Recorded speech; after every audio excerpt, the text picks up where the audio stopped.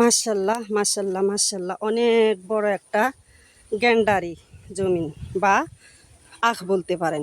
আখই বলে, গ্যান্ডারিও বলে, বা গ্রাম দেশে বাচ্চারা বা মহিলারা কুঁড়ো বলে। আচ্ছা যাক, যাই হোক, তিনটা ভাষা এটাকে ব্যবহার করা হয়। আর এখন আমি আসছি আমাদের বাইরে এক জায়গাতেই আশেপাশে গ্যান্ডারি কেনার জন্য।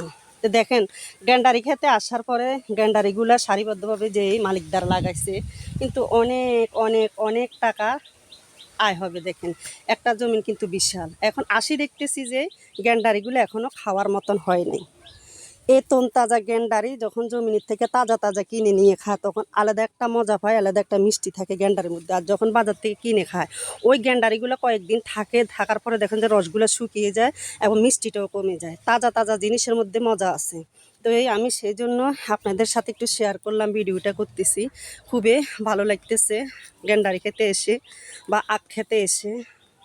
তো আর কি বলবো, ভাগ্যটা এমনই খারাপ, গ্যান্ডারিগুলো নিতে পারতেছি না। সবাই বাড়িতে আশা ভরসা করে বসে আছে যে আজকে তাজা তাজা গ্যান্ডারি খাবে। তার কি করা, যেহেতু এখন নেওয়ার মতন না, কয়েকদিন পরে আসবো। মালিকে বলতেছে যে কয়েকদিন পরে আসবো। মালিক বলতে আমার এক বাসুরের ছেলে বলতেছে যে চাচি, এখন আর নেওয়া হবে না, আপনি কয়েকদিন পরে আসলে আমি আপনাকে ভালো ভালোগুলা দিব, যাই কয়েকটা নিতে চান ভালোগুলা দিব। এইখানে দুই ধরনের গ্যান্ডারি করেছে, একটা হচ্ছে সাদা গ্যান্ডারি, এই যে দেখেন, একটা হচ্ছে সাদা গ্যান্ডারি আর একটা হচ্ছে লাল গ্যান্ডারি। এটা নাকি জন্ডিসের জন্য খুবই উপকারী এবং খুবই ভালো। যে কোনো জন্ডিস জ্বর হইলে এই আখগুলা খাওয়ায়।